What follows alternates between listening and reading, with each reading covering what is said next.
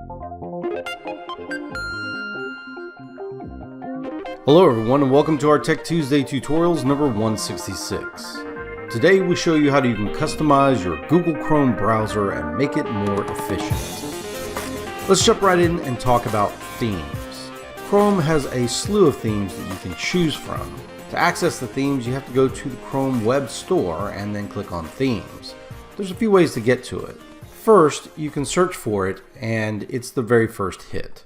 Second, if you click on a new tab, look for the link below the search box for the Chrome Web Store. Third, you can access it with the Apps button in the Bookmark Bar. Now, by default, your Bookmark Bar isn't visible, and I recommend that you actually turn this thing on. You can see it anytime you open up a new tab, it'll show up. So just open up a new tab and right-click on it and check the thing that says Show Bookmarks Bar. From then on, it'll show up on all pages, not just your new tab page. You can also access that by hitting the three dots, going to Bookmarks, and checking the option to show the Bookmarks Bar. Once you're there, you may not see the apps tray. The apps tray looks like this, and it used to be there, but it's now kind of tucked away and hidden. You can get that to show up just by right-clicking on an empty spot on your Bookmarks bar and choosing Show Apps Shortcut. I think Google's trying to phase out the apps page. It was a place where you could actually put a lot of shortcuts, really interesting shortcuts to apps, and you could even get them to run in a window. But the first thing on the apps tray is the web store. Okay, so either way, you get to the web store in one way or the other, and you go over here and hit themes. And from there, you can browse for all different kinds of themes. They have them in different categories, and you can then click View All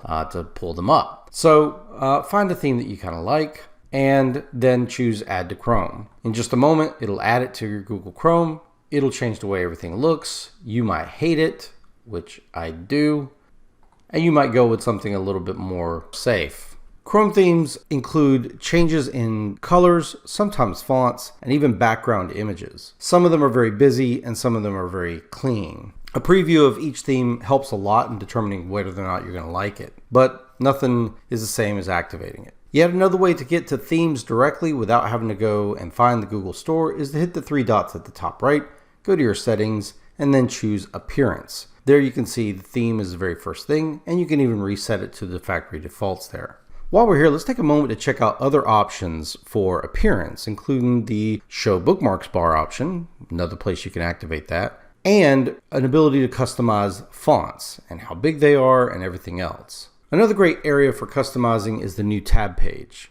The new tab page has been changed in a few recent updates, and as of the time of this video contains the Google Doodle for the day, a Google search bar with a handy microphone for voice searching, and some shortcuts. On a clean install, that's about all you have. You can add more shortcuts here by clicking the Add Shortcut icon, type in the name of the shortcut that you'd like to display, and the URL. You can remove shortcuts by using the three lines and remove it there, or even go back and edit them if you need to correct them. And that's all you're really going to see unless you're logged into your Google account. And if you are, and you've got web history turned on, then you're going to see a card here for some files that you've pulled up recently in Google Drive. And if you pull down the three dots here, you can choose to hide these files, don't show any Google Drive files anymore, or customize the cards. If you customize cards, it opens up this nice little panel that shows whether or not you want to hide all the cards or whether you want to show some customized cards. And here you can see that they've got your carts and recipe ideas. This is good for personal use. If you've been shopping for things or you've been looking at recipes, it'll show the most recent stuff you have there so you can resume your shopping or research. You may find that you don't like that and you can turn them off here.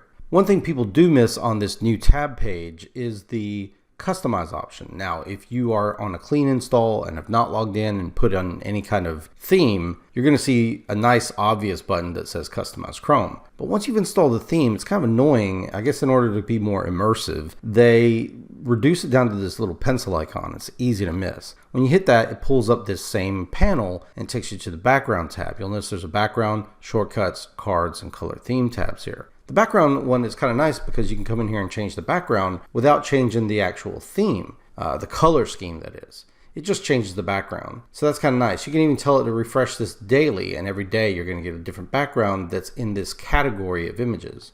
If you don't like that, then you can actually even upload images from your computer. This is how, for example, I have the background of Castle Neuschwanstein in my Google Chrome.